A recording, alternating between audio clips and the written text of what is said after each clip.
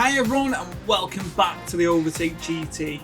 After doing the daily races in this absolute machine, the RedBull X2014 Junior, it's time to bring it to the channel. 700 pp, 246 brake horsepower, and just over 570 kilograms.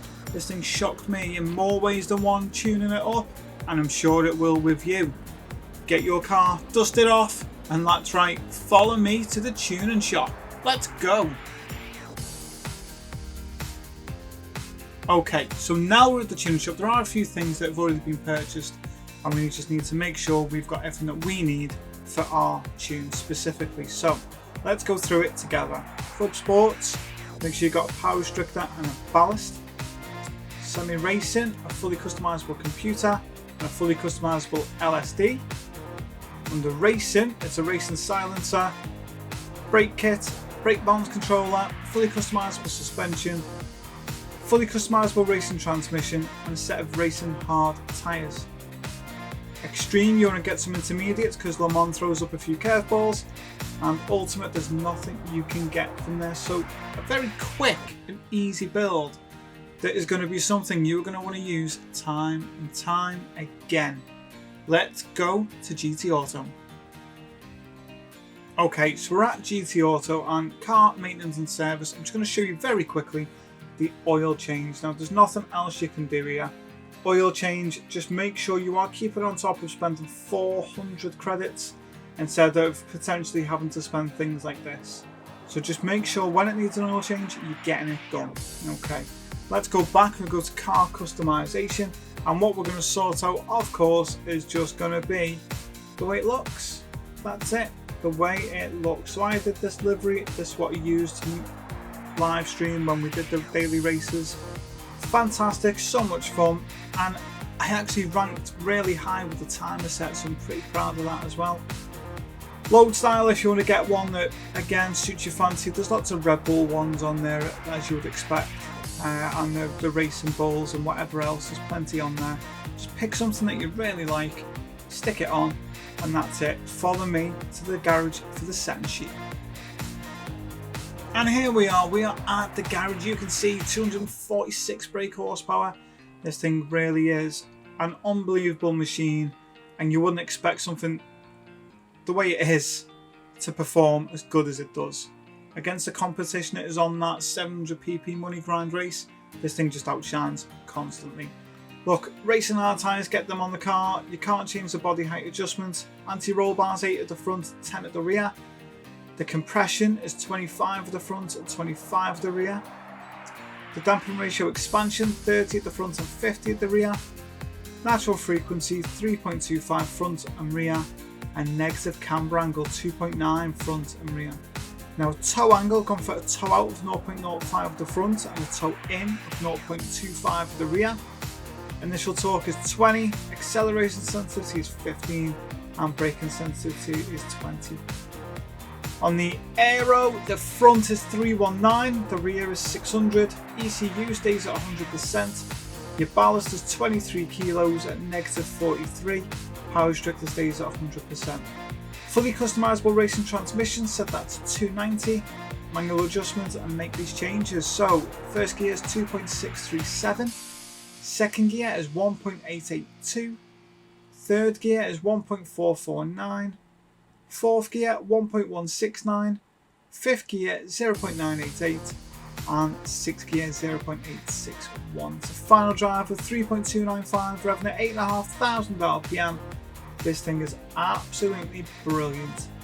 Honestly, what a car. Brake balance control, I've set the rear to 3, just for those like trail braking, it's absolutely spot on.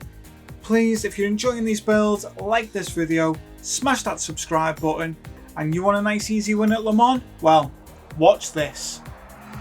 Here we go, you join me here. I know I've got a penalty, but don't worry about that. This is the RedBull X2014 Junior. Just been on the daily races. And you know what? 700 pp. 6 laps on fuel map 1. 6 laps. 6 laps of uninterrupted fun. You can still see I've got a healthy lead. This is just an absolute riot.